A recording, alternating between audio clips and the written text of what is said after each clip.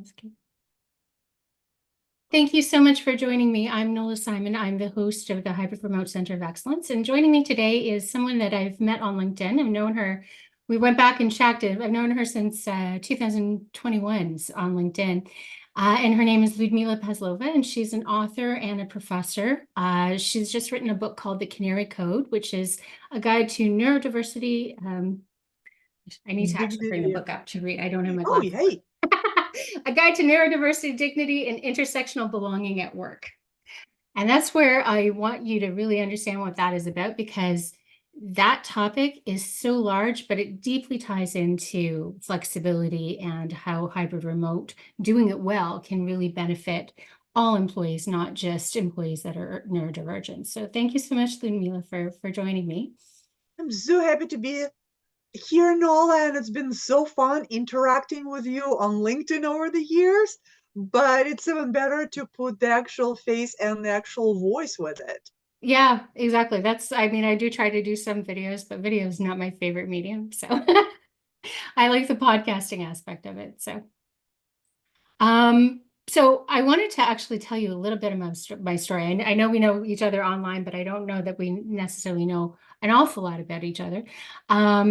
I may have an advantage over you because of the book, but I actually, when I was a kid, I was diagnosed as gifted. Now, my father refused to let me actually participate in the gifted program. So that was my first introduction to how neurodiversity can be interesting. But my daughter also has learning disabilities. And actually, both of my children have individual education plans. And I have Waardenburg syndrome, which is hereditary. So I'm deaf in one ear, and so is my daughter. My eyes are different colors. That doesn't usually cause any issues, but the hearing does, right? So I'm always interested in these things because it affects me and my family intimately. But I've also experienced it in the workplace as well, too, right? As being a caregiver, my mom got dementia. I had to take time off work for caregiving. So that's where I mentioned to you that intersectionality becomes a really important thing to me. And that's what first captured my interest in your work, that and moral dilemma. Well, thank you for sharing. I can see why this is quite personal for you, and it's very interesting how families can be so multiply different and multiply neurodivergent, but that's definitely a pattern that I see, and I think that fuels a passion for many people to really get it right, not just for one type of person, but for multiple types of people, which is something that I really want to do because nobody just fits one check mark. There's so Right. many different things about us. Yeah, and there's actually a story in the book that you share about somebody who you met at a conference and you found her outside and she was actually using an EpiPen because Mhm. she had food allergies and obviously had some issues with what had been served at the conference. That actually happened to me, not food allergies, but I have asthma. And they threw like it was a get to know, either it was a silly game. They had us running out in a field with freshly cut grass. Oh And nobody my. told me that there was going to be, well, I mean, it wasn't exactly exercise, but it's exercise enough because I have exercise-induced asthma and I'm highly allergic to grass. And by the end of the thing, I couldn't breathe. And nobody had told me that we would be doing it. So I didn't actually have my inhaler on it because most of the time it's really well controlled, right? I thought I was going to a hotel. I didn't know it was going to be out in a field, right? Oh So my gosh. Yes, that's, those go ahead. no, it is those orientations and bonding activities can be pretty dangerous. Yeah, exactly. And it was like, if I didn't know how to actually control my reaction, because I'm like, you need to get me coffee because coffee will actually kind of help with Oh, an so asthma. that's what helped you to be okay because I was Yeah. like, yeah, how did Yeah, oh, if you drink really hot coffee, it can actually subside some of the asthma attack. And obviously, that's not going to be a great solution if it's a really bad attack. But again, most of the time, it's really well controlled. But you have to have strategies in place to know how to deal with things that you aren't expecting. And so that's this whole kind of emotional labor.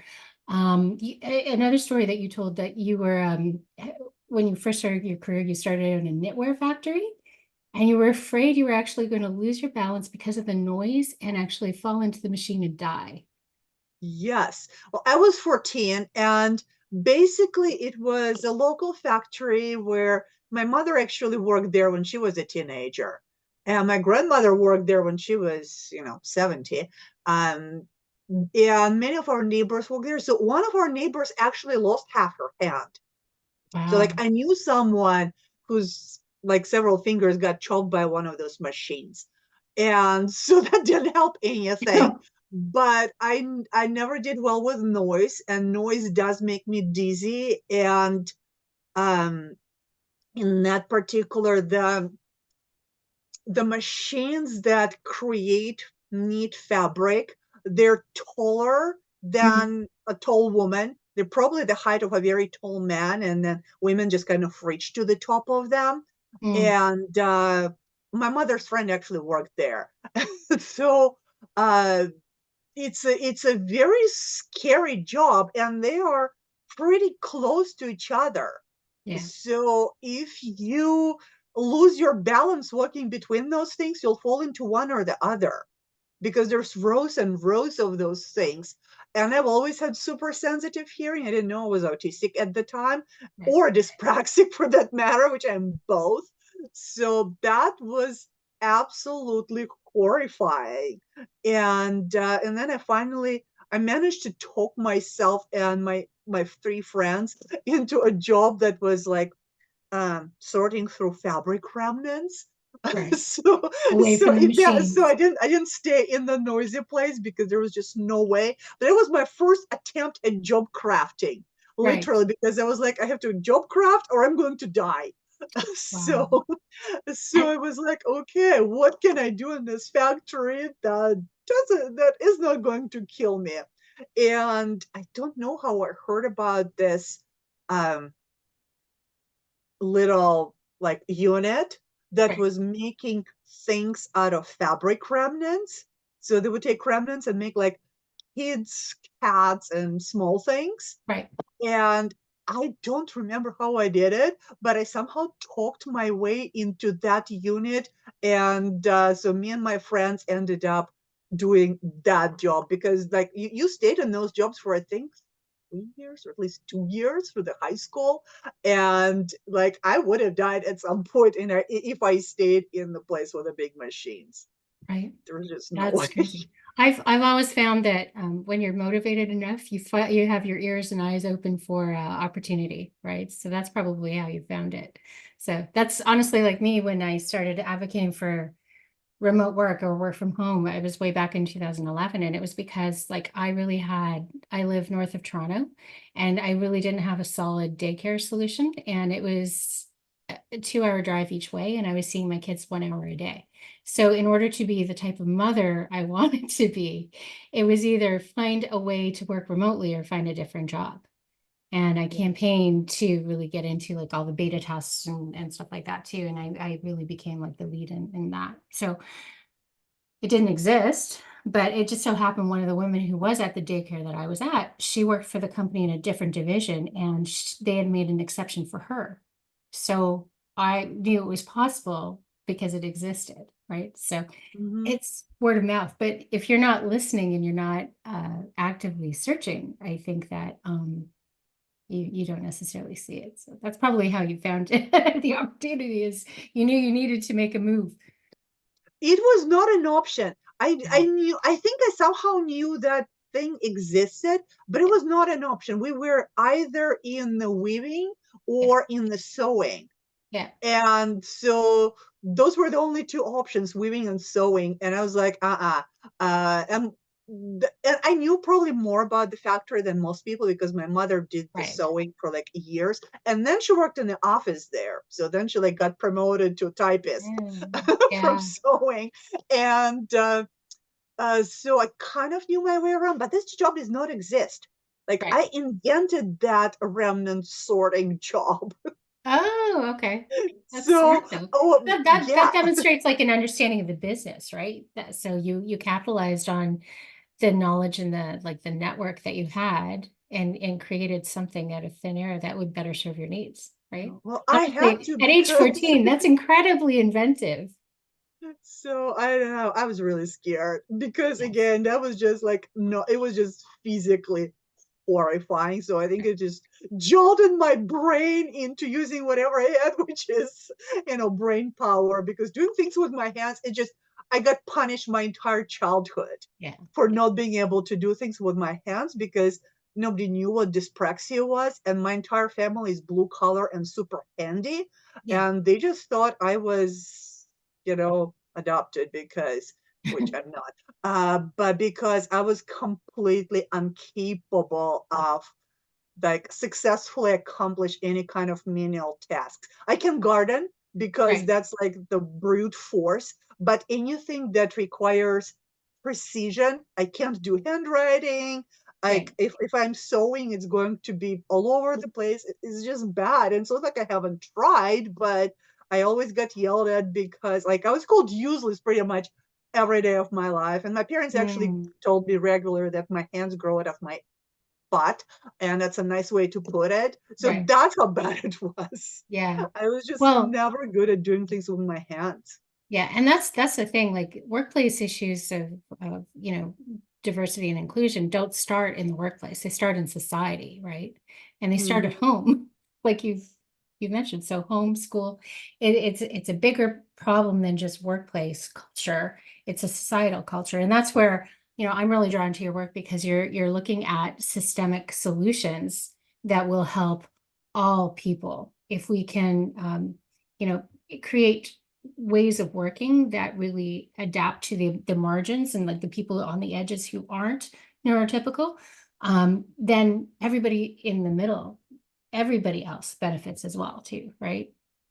exactly. It's when we create environments that place people into where they work best, Yes, we produce more, we're happier, and really the entire society benefits when people are not excluded based on arbitrary things like you don't make eye contact, so you can't be an accountant. Like, what right, does it have to do with anything? Or you can't brag about yourself, so you can't be an accountant. Again, what does that have to do with anything? So we need to improve hiring systems and then job matching systems, and we need to focus much more on strength and what we can do right, rather than what we can. Because again, I got yelled at every day for not being able to do with my hands. My parents never noticed I was gifted. right. Nobody ever noticed I was gifted because Yeah, everyone paid attention to me not being handy. yeah, exactly. And sometimes it's that frame of reference. Like my daughter has anxiety, and I was talking to my doctor, but one day, like my husband what my husband and my daughter were having an interaction. What my daughter said to me, like, do you think he has anxiety? And I had never thought about him having anxiety. It never occurred to me, right? Because like he is just who he is. I've known him for so long. This Right. is the way he is, right? And I asked my doctor, and it's like chances are if one of your children have anxiety, it's hereditary, right? And I don't have anxiety. So I mean, not at a diagnosis level, right? So you kind of like start to reframe how things work if you consider um and he doesn't have a formal diagnosis, obviously, but it's like now that I started thinking in that way about how he perceives things and how we have conversations and how we make changes, like a lot of it starts to make sense. And it's like, oh, we can totally work through this because I have an understanding of what's going on or possibly going on, right? So it's very interesting to be able to reframe. I wanted to talk about your book and the way that you've structured it. I think that you have designed this in such a way that it's really one of the most inclusive books I've ever come across, where you've got it structured in such a way where you've got highlights, you've got deep dives, you've got all of the resources to back everything up. You've got appendices galore, but then you also have developmental questions that you end each chapter with, which causes people to think and have key takeaways that they can really kind of apply. So it's it moves from like from like the abstract to the strategic to the practical, and everyday application. And it really makes you think in different ways. And it's honestly designed for, anybody who is neurodiverse, anybody who supports a neurodiverse person, anyone who wants to be an ally and understands the benefit of creating systems that are going to be inclusive. And anybody who really just wants to extend their research and their understanding. So kudos to you for designing such it's a fabulous resource. I haven't even Thank you. plumbed the depths of it yet, but Thank you. It was very interesting. I wanted to write a neuro-inclusive book because if you are talking about neuro-inclusion, then you need to model. So how do you model it in writing? And I am I'm one of those hyperlexic autistic people that have zero trouble with a wall of text. But I also taught college for much longer than I'm willing to acknowledge, almost 30 years. And so I know that people struggle with reading, and it has nothing to do with their intellectual ability, is how reading is structured.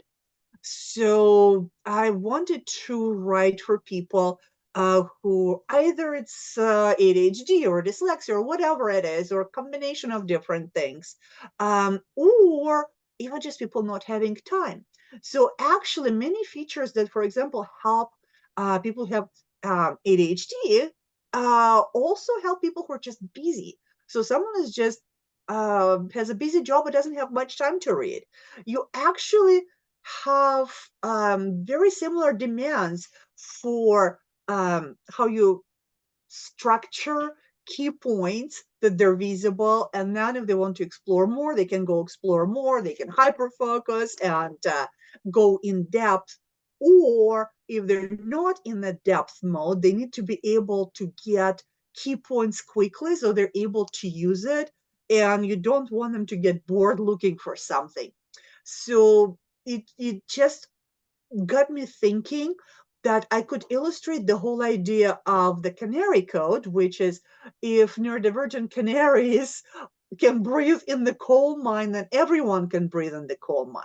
So if yeah, I created a book that neurodivergent people will find an easier read than the typical read, then it's also likely to help neurotypical people, and that will demonstrate the principle that if I'm going to help people who have some neurodivergent type of brain that needs a little extra organization with reading, it's the same kind of organization is going to work for everyone, including, managers yeah, or HR people who don't have time go digging for things. And it doesn't have to work for me. So that's another thing. If it was just for me, I probably wouldn't do it, but I just know that there are many people who need it. yeah, And the wall of text is really not something for work, really for majority of readers. And even if I can do it, it's really not the best to provide and for to present information. yeah, So it was really an exercise of doing what I'm preaching, but also kind of an interesting challenge, right, just to see how far I can take the structure and make it as friendly as possible. And another thing, I did not compromise on vocabulary, because people say you need to stop using complicated words, right, and but it's not the words that trip people up. You can always look up the word in a glossary. It's actually structure and how you explain things. yes, And so uh, I try to explain very complicated concepts without, like, not calling things what they're actually called, but structuring in a way that's sexually accessible, and it seems to be working. So everything I've heard so far, people are enjoying it, and that's everything from CEOs to kids who just like following the structure. Obviously, the kid will glean a yeah, little bit different information from the book, uh, yeah, but it's been very interesting that. Uh, when you take complicated material, and neurodiversity is a pretty complicated material, and so would be leadership and management and human resources practices. uh, but there are ways to make it accessible while still really being faithful to the material. Yeah, So no, it was an I think it's interesting brilliant. challenge. Yeah, no, I think it's brilliant. And part of what I really enjoyed as well is not only do you have that glossary, but you actually talk about the changing language, because as things change in the workplace, the terminology that we use to talk about things on a day-to-day basis, even the word hybrid, for example, when I Mhm. first started working from home, which was much later than you did, by the way, apparently Ludmila actually created work from home. I Can't didn't create it. That was a joke. I know. But I did start doing some form of hybrid-ish work in 1990s. I'm pretty sure I was in the first one. Yeah, no, I know. That made me laugh though, because I always tell people I've been doing this for so long, and I Mhm. started like advocating for it in 2011. So I'm reading your book, and I'm like, she was in the 90s. That's amazing. But that really gives you an understanding for how flexibility really kind of improves. And it's not really just the time and place, the location, the office versus home debate. There's all kinds of other different types of flexibility that really can aid anyone who's neurodiverse, but anyone else in the company as well too. Do you want to talk a little bit about how flexibility can really aid? Oh, absolutely. And we do talk about place flexibility as a typical way of being, in the office, at home, the third place, traveling. And it's very important. And for people who have hard time concentrating, working from home is major. It can make or break their ability to work. For people who have any kinds of physical disability, it makes so much difference in ability to be employed. And really working from home can help so many people in so many different ways, but it's not the only way. And it's not the only way that will work for everyone. So let's say an autistic person who lives with 7 roommates might want to go to the office, even though the autistic person who lives in a more accommodating environment is much better off working from home. So there's a variety of differences, a variety of sub variations even within each label. And there are autistic people who also work better in structured environment with other people. Right. So within the same neurotypes, we might need something very different. But many people who are neurodivergent um, could thrive. I have another story in the book of someone who was late diagnosed ADHD, and then she discovered working from home before she also discovered that she was an ADHD. And that just another illustration that really made a tremendous difference from just always working, trying to catch up, to being super efficient because you could work on your own time. Oh, I think I just read that story. She was working like 100-hour weeks, the woman who worked Right. for Sony. Yeah. And Mm-hmm. that's where I relate to that as well too. Because work from home, I mean, allowed me to work early in the morning before my kids Mm-hmm. got up, right? And I didn't necessarily need it from it was more about like balancing workload, right? Right. So And the schedule flexibility is actually a whole other thing, because sometimes people want you to work from home and they still want you available at certain times. yeah.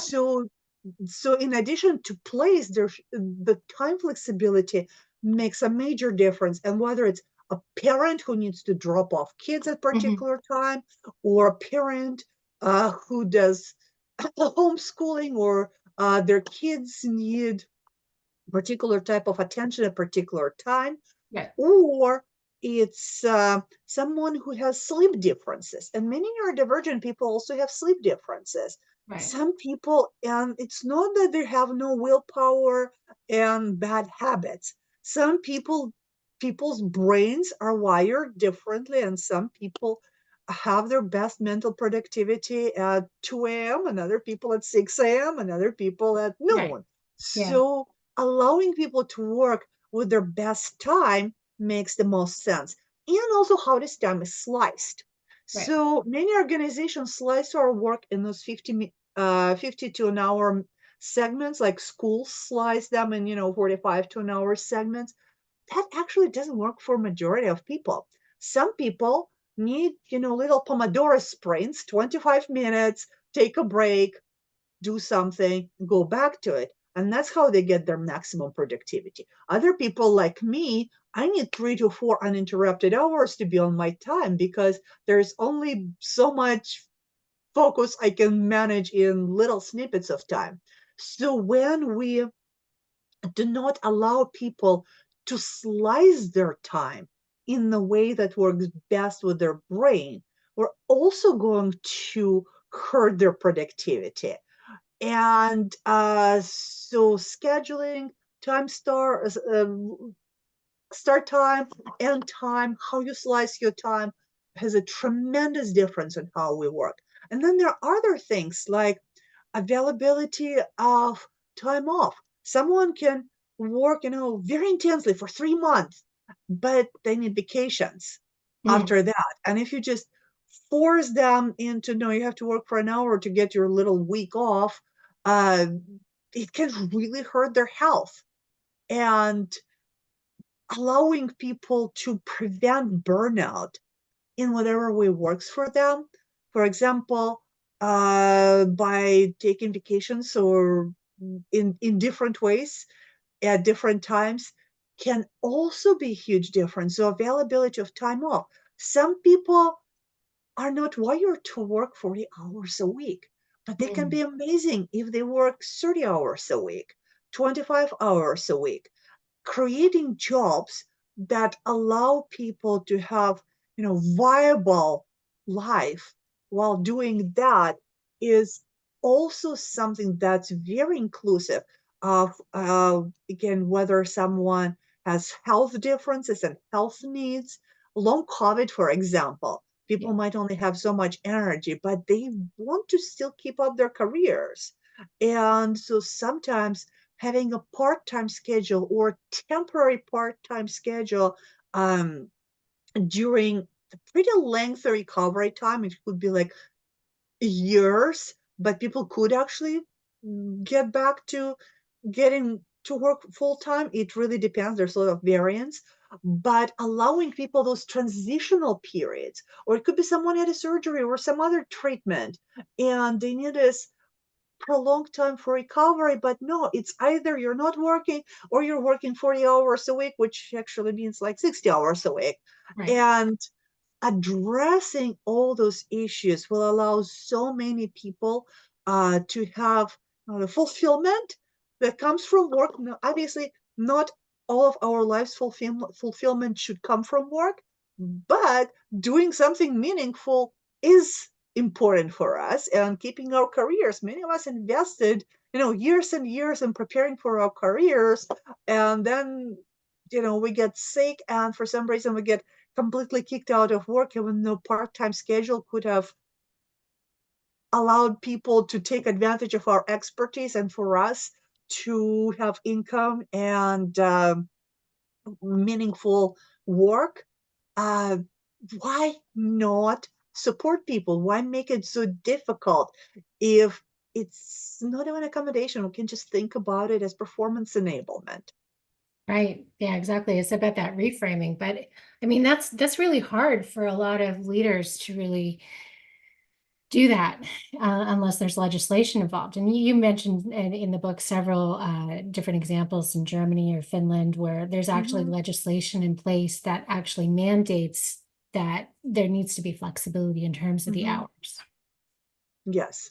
And they also, many countries limit overwork. There's Mhm. just much stronger legislation in that way. Yeah. In the US, obviously, some states have attempted to do something, but you could tell people after the pandemic trying to take away all those pandemic gains that really helped many people, like disabled people, to actually have higher employment numbers during the pandemic. Uh, and it really doesn't make sense, and it doesn't help the society in general, because when society limits who is able to exercise their talents, the society just limits overall the amount of talent that's contributing to it. It's not a productive approach. And again, from human perspective, why not prevent human suffering? Yeah. And from the societal perspective, I think Finland does really well, and Netherlands doing really well. So it's not bad for the economy, as some people think. Managers who have trouble with flexibility usually try to evaluate people by proxies of performance, which is usually presence Right. or mouse clicks or whatever. Uh, but if you switch to evaluating the actual outcome and get rid of those proxies, you just arrange the work around the human, but evaluate the outcome, you probably will get less stressed human, much happier human, and much better outcomes. So that's why evaluating performance by outcomes is one of the important parts of my model and my book, because it's just too much is basic, I like you, I don't like you, and the presentism of it, so someone can just be there staring at the computer because they can't function and then doing the work after hours, or chatting, or doing whatever people do in most offices, which is not always the most productive things. And why are we doing this? Yeah. Why not let people live their best lives, but also look at the outcomes and hold them accountable for outcomes? Yeah. The, No, I agree. it just makes so much more sense. Yeah. And I really liked your take actually on proximity bias. The fact that proximity bias actually happens within the office as well, too. It's not even just something that's, impacting people who choose to work like remotely or some version of hybrid, right? It's people and access within the office itself, too. So you could be present, but still not be invited or welcome or feel like you belong to approach senior leaders at the water cooler and have those types of conversations that have the potential to advance your career, like everybody says might happen, right? It's really kind of a myth of access. Mhm. Absolutely. And if we evaluate people by water coolers, we are going to keep doing what we've been doing, which is supporting and promoting one type of personality.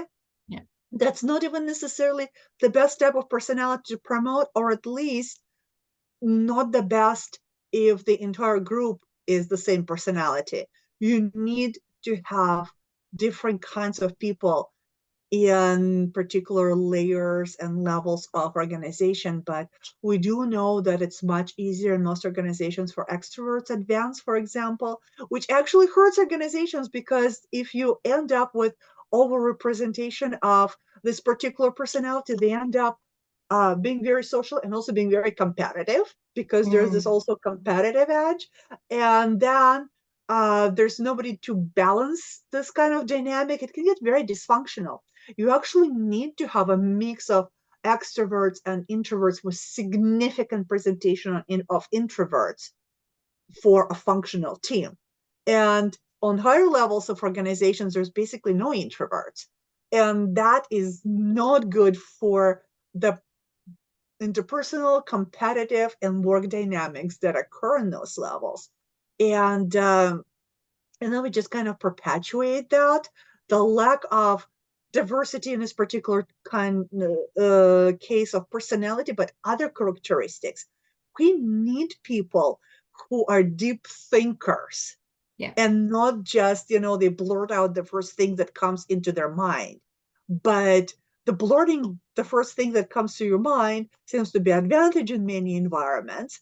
And then again, that's who we end up in the boardrooms.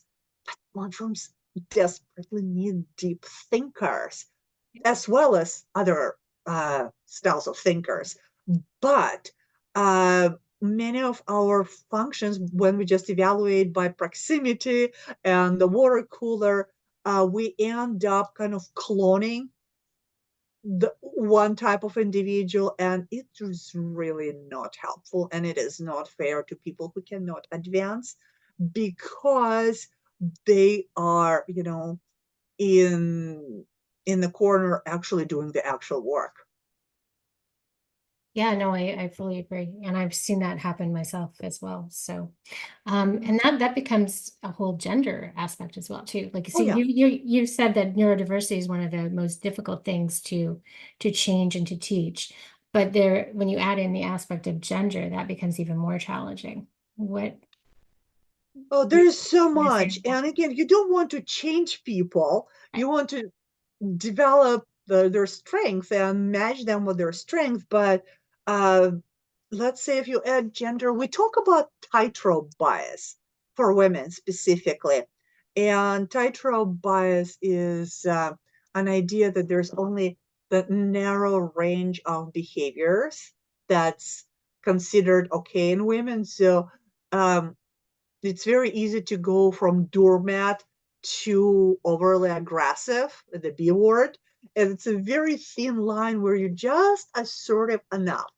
And for men, there's much more space to be, different kinds of personalities and still be okay. For women, it's much more narrow. And if you add to it Black women or Asian women, there are also very specific expectations Right. for how you present yourself, or like just the right mixture of meekness and performance, or how you have to monitor your voice not to be classified as aggressive. It's super exhausting. And then if you add neurodivergence, and some neurodivergent people have hard time monitoring their facial expressions, Mm, and it's hard sometimes to monitor your emotional experience. And too many organizations were judged by, you cried once, you're out forever. That makes absolutely no sense, to just arbitrarily eliminate people on basic human characteristics. And for women, especially, once you put in all the do's and don'ts that don't put you into some kind of non-promotable category based on completely arbitrary standards, it's literally pretty impossible. It's such a thin tightrope that people have to walk, that it's very hard to succeed. And if there's any kind of intersectional identities in addition to gender, yes, it can be tremendously difficult and frustrating and a huge waste of talent. right. Yeah, I agree. And so there's a lot of reporting that basically said that women are leaving the workforce and they're attributing it to lack of access to remote work or hybrid. But honestly, it's more systemic. It's more, we're doing all of this work. It's challenging to raise our families, and we're still not getting anywhere. We're It's not frustrating. getting anywhere. We're not paid what we're worth. And there's penalty for married women, and there's penalty for single women. Like, Yeah. you can't win. If you're single, then you're expected to do everybody else's work and not get paid because it's assumed that you don't need the money. I was literally told that single women don't need the money, so we're not going to pay you. American And women don't need the money either because they've got husbands. exactly, you can't win. It makes absolutely no Yeah. sense. There's no right way to be a woman. No, no, you're just punished in every random way people can justify not giving you a chance. Yeah. What was that line? Inclusion just needs, Oh, or exclusion doesn't exclusion. need a reason, just an excuse. Right. That is the best line in your book. I love that line. Well, And thank you. I wish it wasn't true, but I do think that it calls it what it is. Unfortunately, yes, there's a lot of exclusion and it's completely arbitrary, and we need to do much better. Yeah, exactly.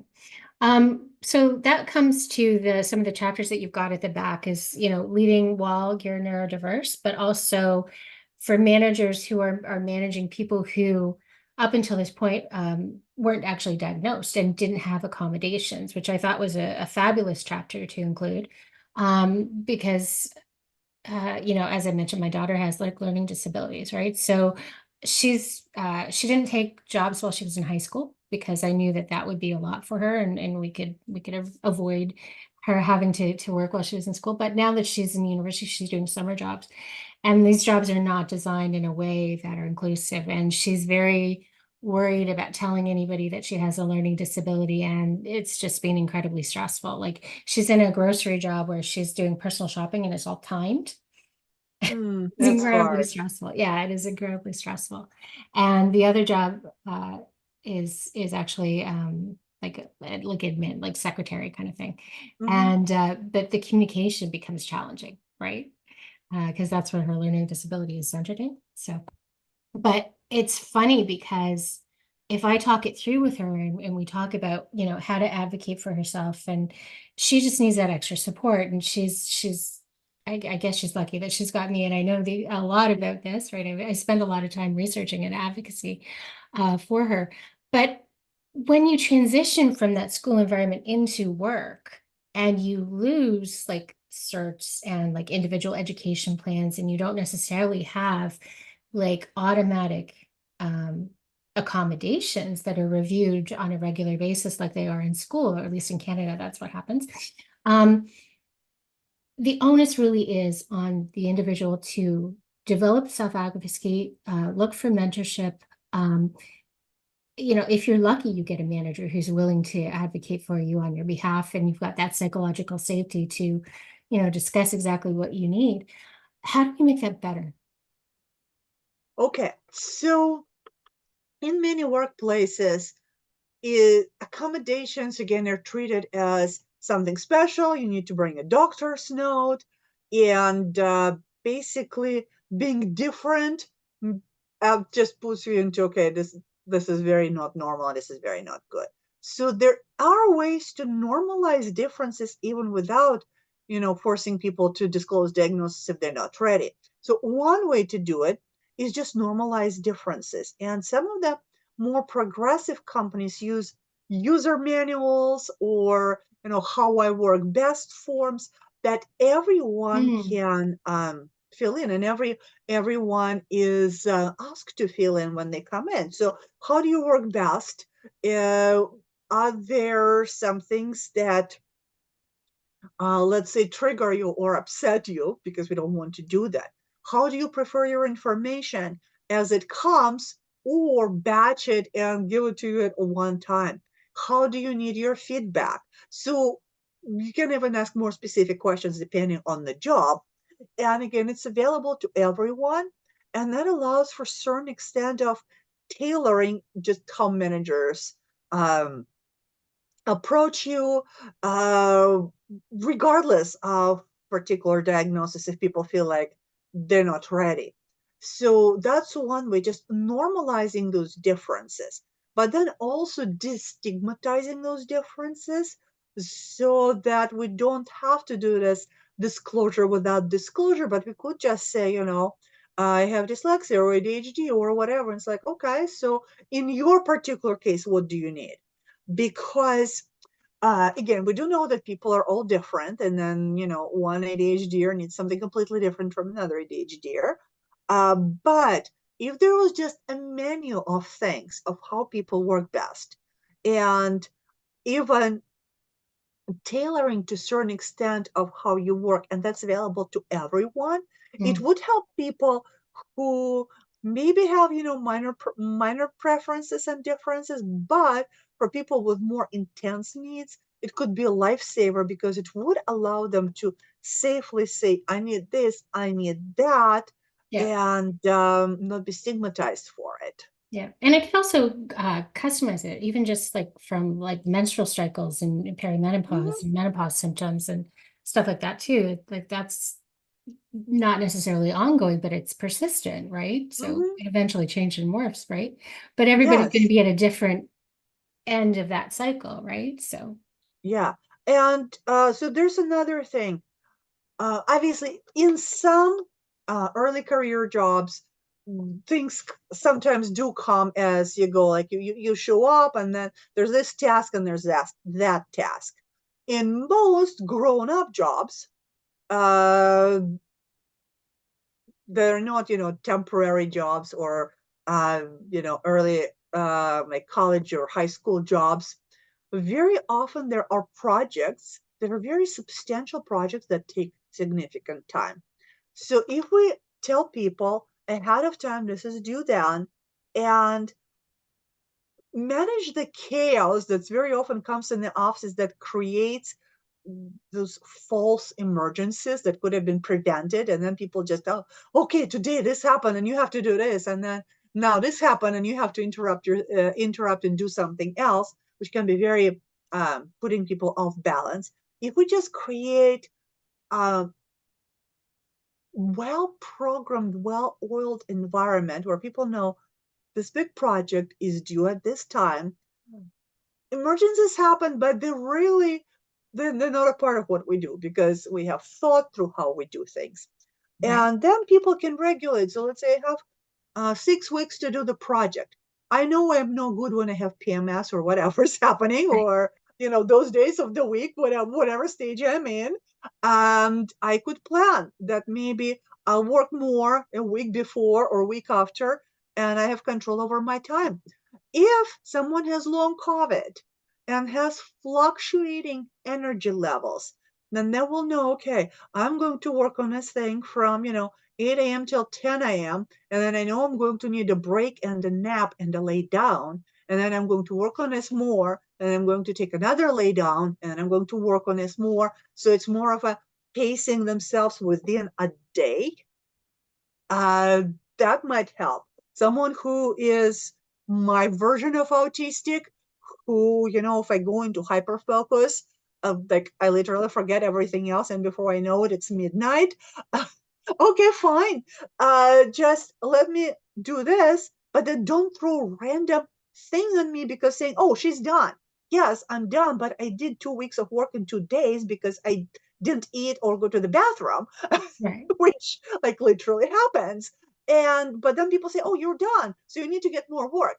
But you actually are right because you just did 2 weeks of work in 2 days.